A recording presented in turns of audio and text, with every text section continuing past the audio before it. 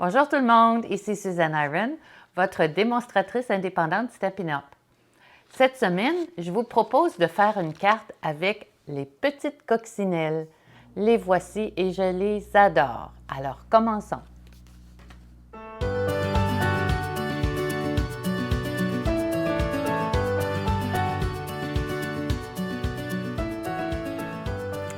Alors, voici la carte que nous allons faire, mais en français, parce que le jeu des temps a été traduit et s'appelle Petite coccinelle. Donc, on commence avec une base de carte murmure blanc épais qui mesure 8,5 par 5,5 et qui est rainuré à 4 écarts. Donc, la base habituelle de carte. La première superposition est en calico coquelicot qui mesure 5 écarts par 4 pouces. Et ce que je vais faire, c'est que sur le dessus de la carte, vous avez un petit cercle festonné. Je vais le découper de ma superposition. Comme ça, je n'ai pas besoin d'utiliser un autre morceau de papier. Et on va coller la superposition. Puis comme il va y avoir une autre couleur par-dessus, personne ne le saura jamais. Alors, une chose qu'il faut faire attention, c'est ne pas mettre de snail, d'adhésif snail, où on va avoir notre ouverture pour faire passer notre fleur. Donc, je fais attention et je vais le placer comme ça sur ma base de carte. La troisième superposition, c'est en noir nu et je l'ai passé dans le plioir à gaufrage mur de briques. Oups, elle est un petit peu trop grande. Je vous coupe ça tout de suite.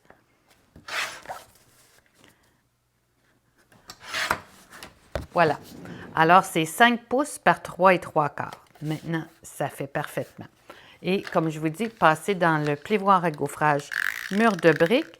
Et celui-là, il est disponible dans la brochure Celebration avec un achat qui se qualifie.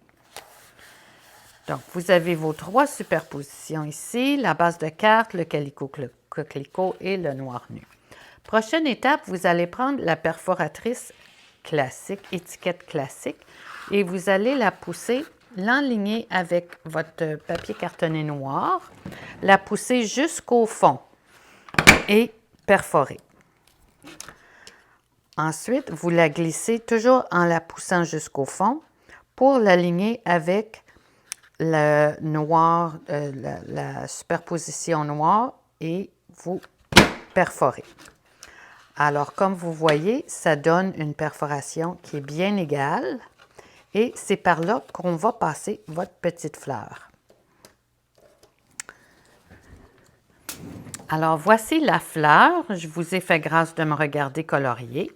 Je l'ai colorié avec les Stampin' Blends Calico Coquelicot, le clair et le foncé. Et ça, c'est vert olive. Donc, ma fleur est coloriée. Et ce que je vais faire, c'est que je veux appliquer une petite rainure pour m'assurer qu'elle passe bien dans la fente. Donc, ce que je vais faire, je vais prendre une règle, mon outil touche à tout. Je vais aligner ici ma fleur et je vais lui faire une petite rainure assez légère quand même, là. Je ne veux pas trop la marquer.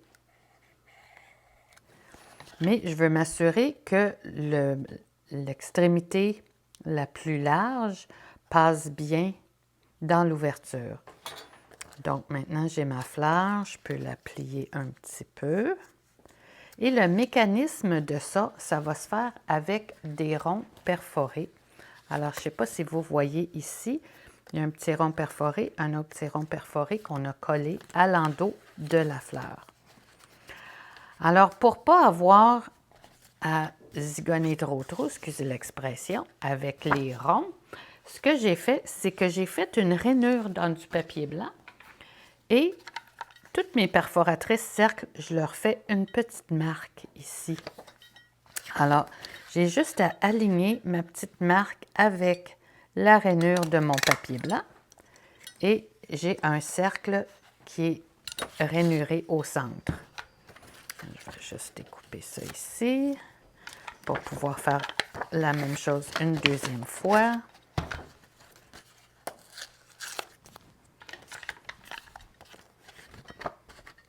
J'aurais pu rainurer de l'autre bord aussi, là. Ça m'aurait facilité la vie un peu. Alors, ça me prend 2 rainurés comme ça et un qui ne l'est pas. Et je vais vous expliquer ce qu'on va faire avec ça. Donc, on va plier nos cercles en 2.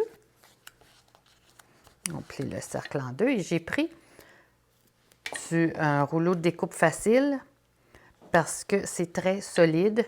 C'est ce qui colle le plus, encore plus que le snail. Alors, j'applique ça sur les 2 côtés de mon cercle plié.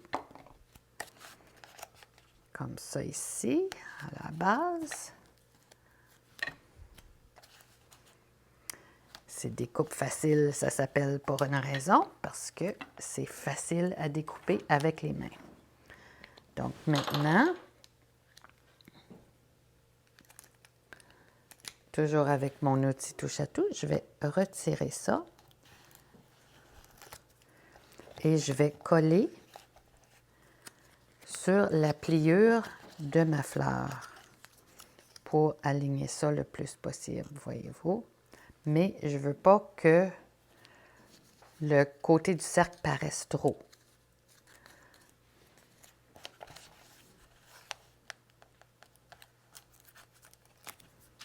La même chose ici. Sur l'autre côté de ma fleur. J'essaie d'aligner mes cercles le plus possible.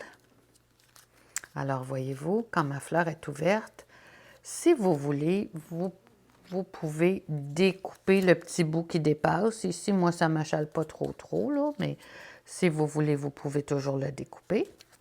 Et les autres parties collantes, on enlève le papier qui protège. Et c'est là que je vais venir appliquer mon autre cercle à plat, comme ça. Et ce qui va arriver, c'est que la fleur va passer comme ça et va revenir en place à l'intérieur de la carte. Alors, je vous montre ça. Voyez-vous? Vous la passez ici. Vous décidez à peu près où vous voulez la voir. Et on va mettre encore un peu de découpe facile ici. Et ici. On le retire. Alors, vous voyez l'ouverture, là, on voit que la fleur devrait passer sans trop de problème. Mais jetez-y un coup d'œil pour voir où vous désirez la voir. Et ensuite, vous fermez tout simplement la carte dessus et l'adhésif est bien appliqué. Ensuite, il nous reste à mettre des Stampin' Dimensionals sur notre petite coccinelle qui va voler près de la fleur. Comme ça. Mon outil touche-à-tout pour enlever ces petits papiers-là, c'est génial, absolument génial. Alors, je vais l'avoir assez près de la fleur, mais je ne veux pas que ça empêche la fleur de passer. Voyez-vous, comme ça. Ce qui reste maintenant, c'est mon souhait. Donc, j'ai un feston de 1 3/4. J'ai aussi une superposition de 1,5 dans le papier noir nu que je coupe ici avec ma perforatrice 1,5. Donc, je veux l'appliquer. Excusez si ma tête paraît là. Et maintenant, je vais faire mon étampage. Alors, je veux le souhait. Je pense à toi.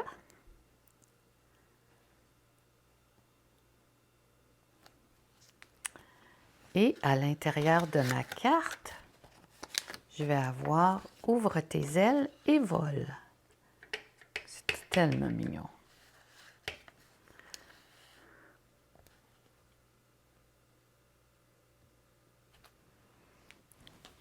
Alors voilà, il vous reste l'espace pour signer votre carte.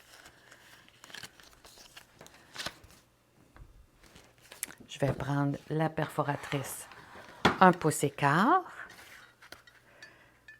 pour perforer mon souhait, qui est la 3e superposition à ma petite fleur ici.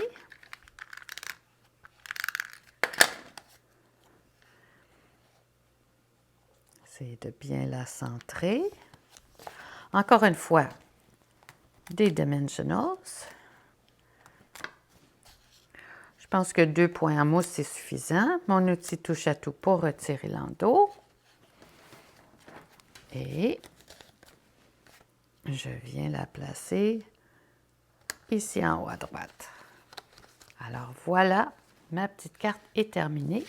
Mais je n'ai pas fait l'enveloppe. Alors l'enveloppe, moi, j'envoie jamais d'enveloppe tout nu. Il faut que mon enveloppe ait quelque chose dessus. Et j'ai ce qui est tout désigné pour cette petite carte amusante-là.